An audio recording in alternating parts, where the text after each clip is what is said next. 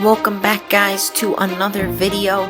This video is going to be about how me and my friend Ike made a game called Synth Dash in only a couple of days.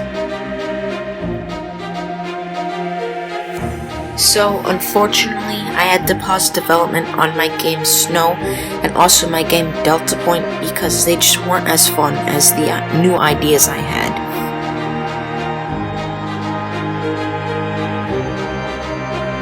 So, development on Synth Dash began like 3 weeks ago, and we only ended up making the game in not that long, so it was actually pretty quick. But we decided that I was going to be the artist and that Ike was going to be the main coder, but I ended up helping out with the coding too.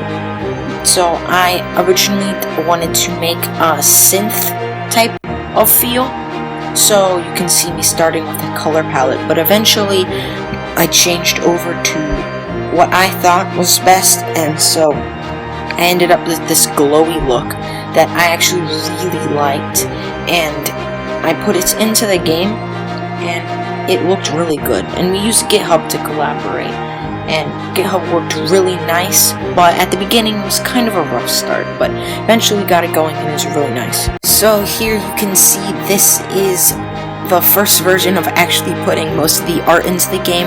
The world will infinitely generate and the player can jump around and he'll respawn and there's a score, but you can see there was lots of bugs that we had to fix eventually.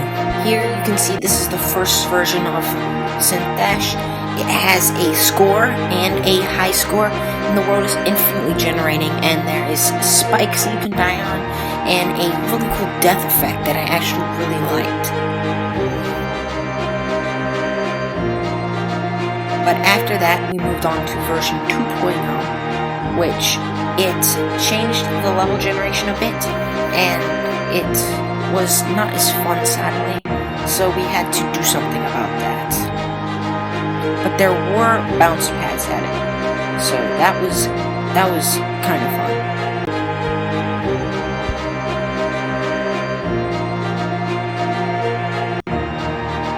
So we began version 2.1, which was pretty much the same as version 2, but we just changed the level generation to be a lot more fun, and it was at the time personally my favorite version of the game, and it was just really cool. And then we made version 3.0, which was probably the biggest update to the game yet because it added new characters and different levels with different generation and art. And so you can see it also says version 3.0 like all the others, but there's a new loading screen and the shop, it uses your high scores to unlock new characters and you can switch between the different levels.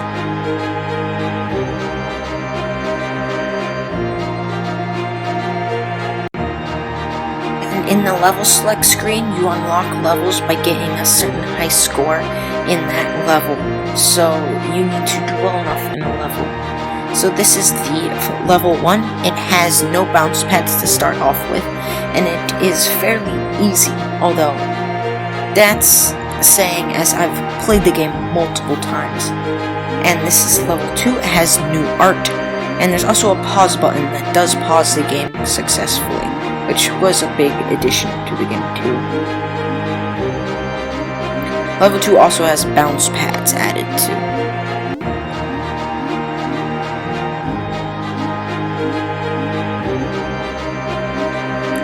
This is level 3, which is personally my favorite level. It's pretty much the same level generation as version 2.1, just with some tweaks to make less impossible jumps. And it also looks pretty cool, I think.